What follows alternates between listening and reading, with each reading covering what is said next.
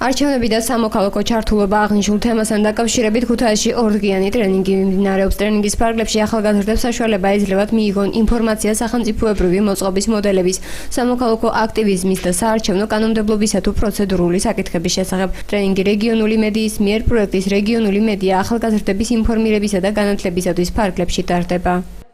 აღნიშნული პროექტი ხორციელდება CSKO-ს დაფინანსებით და ახორციელებს რეგიონული მედიის ასოციაცია. პროექტი განკუთვნილი არის ახალგაზრდა ამომრჩევლისთვის და მიმართული არის მათი სამოქალაქო ცნობიერების ამაღლებისკენ. ერთადი მიზანი არის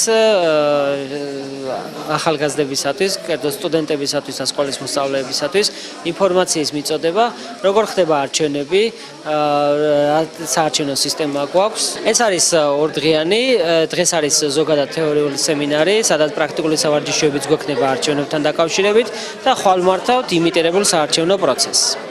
ტრენინგის შესახებ ინფორმაცია გავიგე ინტერნეტის მეშვეობით. მე ვარ სამეცნიერო ინტელექტუალური კლუბი თაობათა დიალოგიდან ამ ტრენინგზე მოხვედრილი. საინტერესო იყო პირველი ნაწილი, რომელიც გავიარეთ, შეეხებოდა სამთავრობო მოწყობას.